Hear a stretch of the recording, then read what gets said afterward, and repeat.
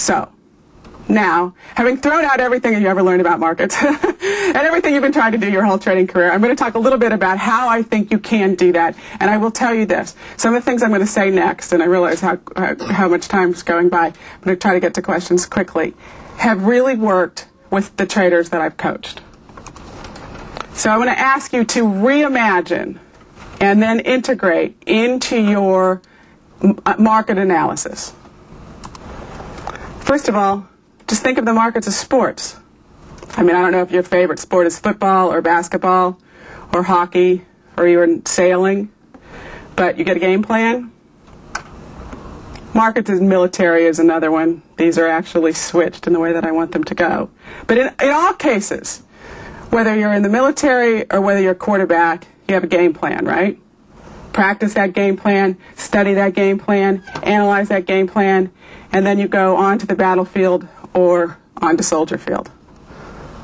And the defensive end comes running at you. And you've seen the tapes, your team has practiced, and all of a sudden the other team's coming at you and it ain't the way you practice it. What do? Like if you're the quarterback and you're supposed to be staying in the pocket, but the pocket's out there and the guy's coming from here, you don't just stand there because you know you're about to get abolished, or obliterated. You run. Well, if you start to be able to think of the markets, particularly in real time, as you're making these decisions, yes, you've got your plan that you're intending to trade, but you're also asking yourself the question, what are the other human beings going to do? And can I visualize this? I have a client who's a basketball player, and we talk about visualizing it as that basketball game, and where are the forwards and guards and what are they doing? So this is something tangible in terms of asking you how you can think about both what your trading plan is, but also how you can think in the moment. Like if you get to those points where you're just, not sure what's going on, then go back and ask yourself this question. What are the other players doing?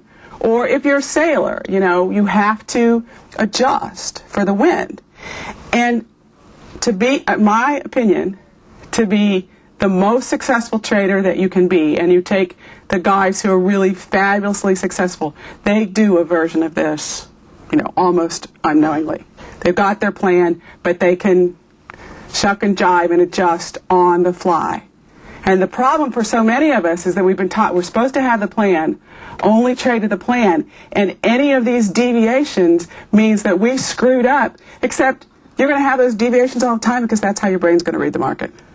So you're feeling bad and you're feeling guilty, when in reality, what you've got to do is learn to use learn to use those feelings and those senses. Now, it's not something you're necessarily going to be able to do tomorrow. Some of you will, but you got to start somewhere. And if you start thinking about it and start thinking about the question you're really trying to answer and how can you move in that direction, I can guarantee you that over time you're going to make better decisions, even if it just helps you eliminate the worst of your decisions. And we all know, if we look back at our sheets at the end of the month or the end of the year, if we just eliminated that one trade, that 4 trades, those 10 trades or whatever, how different our month or our year would look, right? So if nothing else, when the going gets the worst, think back to, okay, what football game is this that I'm playing, or whatever your sport is, and what are the other human beings? And I don't cover this so much here, but in the self-directed workshop I do. If you need to take the time to take a break because there's too much chaos going on in your head, then get out of there. Because your ultimate probabilities are your plan and your ability to execute to your plan, including this sort of feeling, sensory information that I'm talking about, not taking every trade. The whole idea that you need to take every trade in your system, don't get me started. It's ridiculous because the human being can't do that. You can only do that if you're a computer. And so by definition, that only works if you can trade exactly the same way every time as if you're a computer. And since you're not a computer, you're not going to be able to trade the same way every time. If you actually manage to your level of psychological capital, your level of energy, your level of confidence to how you're feeling, you will actually trade better because you will only trade when you feel good. And if you're not feeling good, go downstairs and get lunch, take a walk around the block till you can work it out, come back, your mind's going to be able to be clear, and you're going to be able to read that ambiguous data a whole lot better. Because there's too much static going on, but yet you're trying because you've been taught You're trying to follow that plan and take every trade, except that's only for computers. And it's also for another lecture, some of which is on the one we did last time at the CME.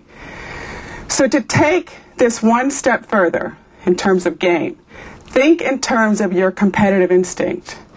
And some of you may object to what I'm about to say, but, think in terms of who you're actually trading against.